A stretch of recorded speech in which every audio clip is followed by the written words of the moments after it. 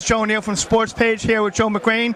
Joe, a great evening here, Cape Cod baseball. Congratulations. What are some of the fond memories you remember most about down here?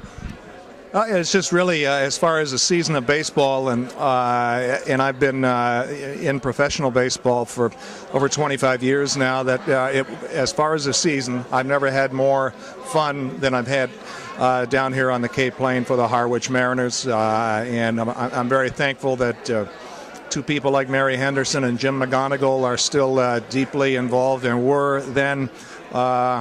Back when we were playing back in 1984 and preceding that as well. It's at a really formative time in your life where you acquire friends and make lifelong relationships, and that's what I treasure the most. And you know, that's the most special thing about it of all. It's not just the playing, it is the relationships that you get and the times you have enjoying the game because it's pure. You're not corrupted by agents or, owners or money or whatever. Joe, obviously you're a left-hand pitcher. Myself, I 8 surgeries on the shoulder here, including replacement. So I didn't quite make it to the majors. But let me ask you something. Joe, you see a lot of pitchers now. It's a different pitching game now than you did back in your time.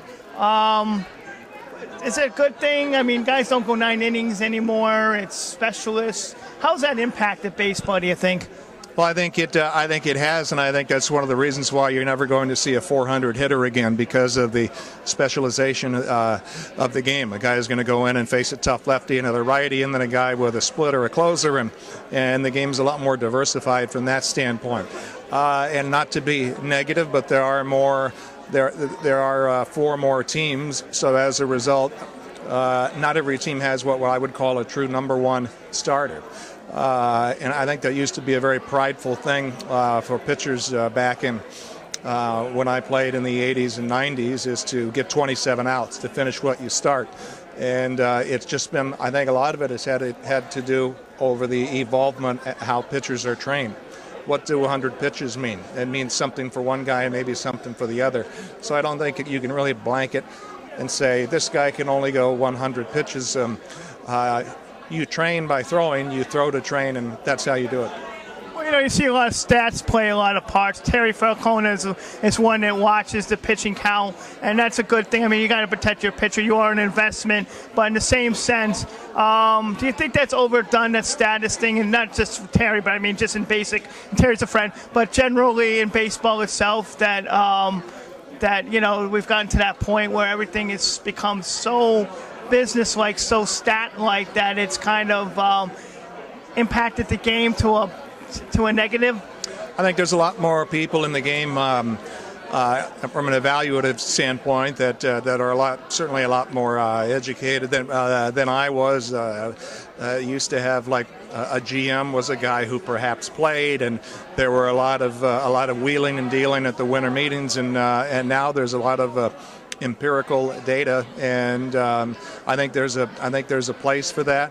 I'm glad to see that as we've moved out of the steroid era, we've moved away from some of the Moneyball things, and the stolen base has started to become more valuable, and being able to play more situational baseball gets us back to where I think where we truly appreciate the game, to where it's not about glorified softball where everybody's trying to hit a home run. But there's a balance between the two.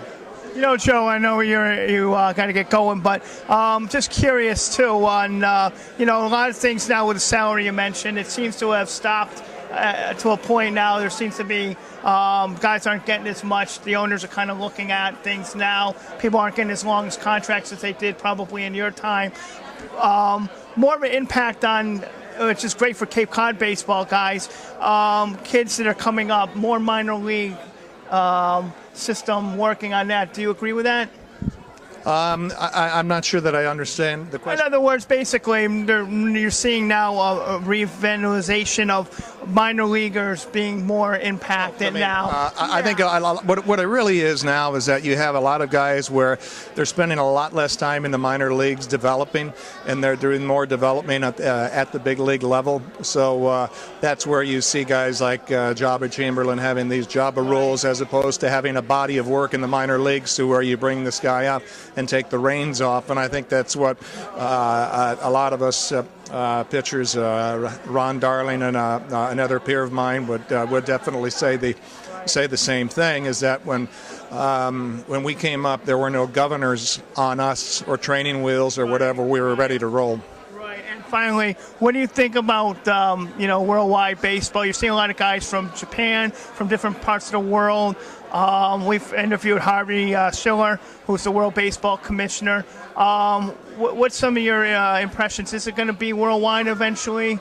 I think it will continue to grow. I don't think it will ever be completely worldwide. I think it's incumbent upon us as baseball to do everything that we can to grow it as globally as we possibly can, as we search for more athletes. And there are a lot of countries like and continents like South Africa and the Netherlands, and that are still in the rudimentary stages, and we just have to continue to promote baseball to where it becomes something that young kids want to do. I know there's a lot of young leagues in soccer here in the States, but for whatever reason that just has not been fully embraced by our country. So I think in a reverse, that's kind of what we have to do with baseball worldwide. Very good. Joe, thanks again for stopping by. We appreciate it. Congratulations, and looking forward to seeing you on the Cape at a few of these Cape Cod games next year. Thank you very much. Take care now. Thank you.